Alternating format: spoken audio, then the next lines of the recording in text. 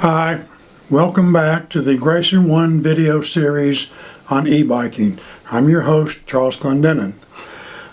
This is going to be number 4 in the series, and really quickly recapping, we've covered the intro, we've talked about a few general points about e-biking, we covered batteries, and today we're going to talk about motors. Now, of course, the motor is what really, it provides the energy to push you up the hill, down the hill, and wherever you're going. So it is a very important component. Motor and the battery are probably the two beginning and ends for e-biking when it comes to making sure you get a quality product. I was going to try and come up with a list of top brand motors, but there's so many out there these days, I simply could not come up with a good, even-handed treatment of that topic. So what you'll have to do is when you go to your vendor, shop, whatever, is find out what kind of motors there are, do a little research, and you'll be able to come up with the right answer. So what do we still have to come in our e-bike series? We've got add-ons to your bike and apparel. We've got an actual walk around where I'll go over a boomerang by Pedego, and then one of my biking buddies has a Trek. So we'll be going over that bike also. Mine's a rear drive motor. His is a mine's a hub drive. His is a mid drive. So we'll be going over that today. All right, so let's get right into this. As you can see, I've prepared a bicycle for you to look at as part of this video series. This one is kind of particular, special. Remember last time we talked about batteries, and we mentioned that the battery could be stowed here on the down bar. On some bikes it might be here on the crossbar, if there is one, or it could be down on the main rail bar. Now on my bike, I happen to have mine mounted over the back wheel. Typically, you'll frequently see with a rear hub drive bike, you'll see the battery mounted over it. It doesn't have to be, but it may be. On the mid drive, you're a lot more likely to see the battery here, here, or here, and it's interfaced with the sprocket, the chain, and all that. So I hope that makes sense to you. So let's talk about the hub drive motor first.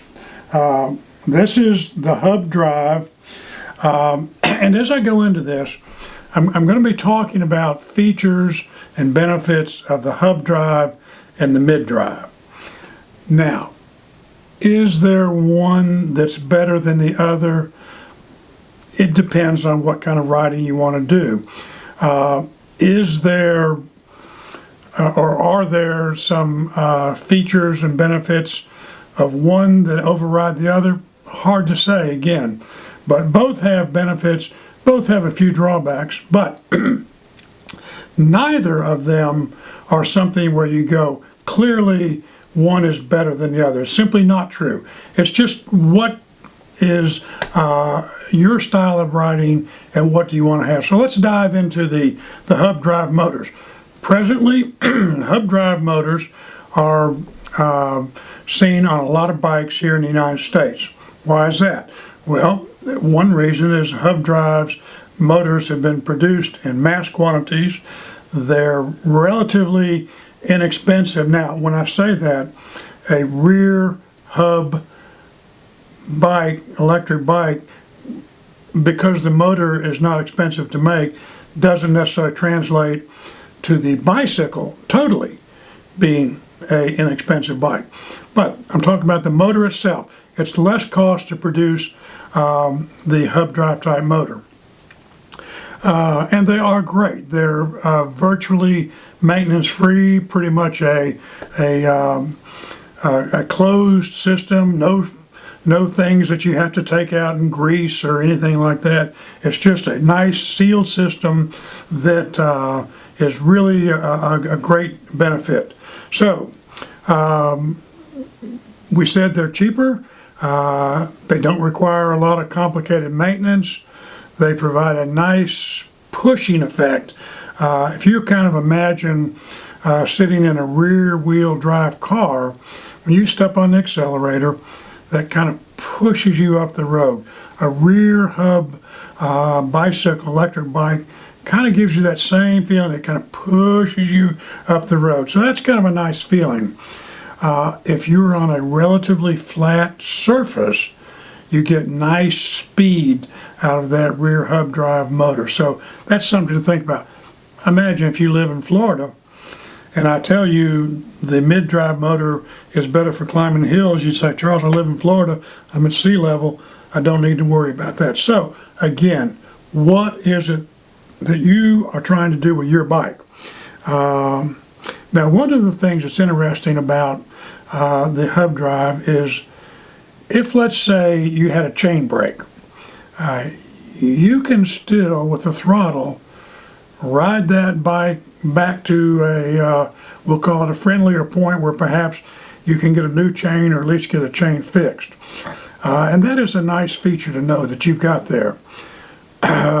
Also talking about the chain, although, and as I say this applies to both hub drive and mid drive, chain brake can happen if you're not really just tearing it up. It's not likely to happen. So even though I talk about these things that can happen, it doesn't mean like it's instantly going to happen. Also, again, if we talk about a rear hub motor, you've got some weight there, and if you happen to have a battery here, that's pushing downward pressure on that back tire, and it kind of gives you a good feel for the road. And as we said earlier, they're pretty much maintenance free. So that sounds like a great thing. Are there any disadvantages to it? Again, yes, there are. It's not something you would probably make the decision on, these disadvantages, over what type of riding you're going to be. That's where your key is. So what are they? Well, if you are going to be an off-roader or mountain biker, then this one right here, the mid-drive, is going to be your best bet. These are not as good for steep hills. It doesn't quite work as efficiently on a steep hill. They're overall less efficient because of gearing and the way it's fastened right there in there to the chain and things. And they have been around a while, so that's a positive, but mid-drives are beginning to push into, and I won't say they're taking over the market, but they're certainly becoming a big player in the market. And we may be at the balance point. Probably, if I had to make a bet, I would say the mid-drives are the electric bikes of the future. So that's just something to think about. Will a rear hub drive go away? Probably not. You may see a little bit of value decrease as mid-drives become more prevalent. So the last thing I want to talk about is when you have that rear hub drive, is how does it actually feel when you're riding? Now, I said that it feels good to push, and it does. But if you're coasting or if you're just kind of steering, there is a little bit different feel to this type bike. I would call it just a little bit of lag, because as that back wheel's turning, even if you're just pedaling and you're in a geared situation, you're going to feel a little bit of that lag or drag on that rear wheel. So there is some difference in how it feels. So again, none of these things would be what you would call a knockout, unless you're going to be a mountain bike rider only, or you're going to be a hard charging type rider. Then it's probably a pretty safe bet. You'll want to go with the mid-drive. So one last thing is, when you are going to buy your bike, you do want to ask your vendor, is it a geared hub drive or a direct drive? It's not a main point, but it is something that you would want to ask about. So now let's talk about the mid-drive. A lot of people are going to them. Some of the benefits or advantages, as we talk about, is with this motor here, the crankshaft here, the battery here, you have a central balance point of the bicycle. You've got weight here, rider here, but all the main weight is centralized, so it's a good balance point feel. When you're riding on this type bike with that center drive and everything, it may feel like it's more akin to riding a standard geared bike, or what you might call is a natural feel.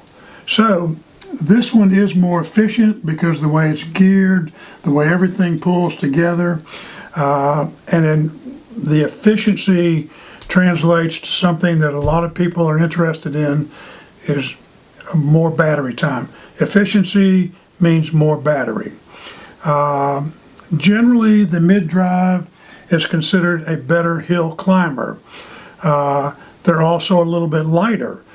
So if you're not super strong, or maybe you don't want to do a lot of lifting, remember they are a little bit lighter. If I had, again, to make a bet, I would say this is the future of e-biking. So, good things to say about that. Now, are there some disadvantages? Well, of course there are. Again, none of these are knockouts. They're just things you need to know about. The frame that has this may be custom or made to tolerate this, in particular alloys and things like that. So that may drive the cost up when you go to buy your bike. There are hub drive bikes that are several $1,000s. There are mid-drive bikes that are several $1,000s. And then there are some of each that are higher and some that are lower. But right now, the mid-drive is probably going to be a little bit more expensive bike. So if money's an issue, that's there. Now, because of the torque and power all being here, there is a chance that when you're really pedaling hard and that motor's driving hard, that a chain could snap. Again, not likely, but it's a greater possibility on the mid-drive. Now, the mid-drive manufacturers recognize this, so what they've done is they've come up with a stronger chain for the bikes. And there are even belt drives that I think they're not real common, but they are out there. So a enhanced chain, again, is probably going to cost you a little more money. Now, if that chain does break, and because the chain and the motor are all put together, you are now a downhill rider only. When you're on flat land or going uphill, you're going to be pushing that bike till you get back to friendly territory. Again, not a killer, but something to think about. The mid-drives have more moving parts in here and around through here. So the more moving parts, that means there are more things that can go wrong. Now, a lot of these are built to great manufacturer specs, will give you years of maintenance-free riding, but anytime you have mechanics and you have multiple moving parts, there is a little bit greater possibility of some damage. The other thing, a disadvantage about the mid-drive bike is shifting. Typically the bike has to be in a moving mode to shift, and if you happen to be in a high gear and you come to a stop sign and you don't get that down geared a little bit, it might be a little bit tough starting off from a standstill in that high gear. So that kind of wraps up my talk today on mid-drive motors, mid-drive motor, and a hub drive motor. I hope now that if you're going to be a shopper, or maybe you're going to trade up and you haven't thought about those things, this will give you a better idea of some things to look for in your bike. And as always, I want to wish you a great day. I'm fixing to go out and do a little riding myself because here in Georgia it's a sunny day. The storms I talked about have passed, and it's a good day to ride. So let's get riding together, and I'll see you next time when we talk about add-ons and apparel and some things to go with your bike. Talk to you later, buds and ladies. Bye.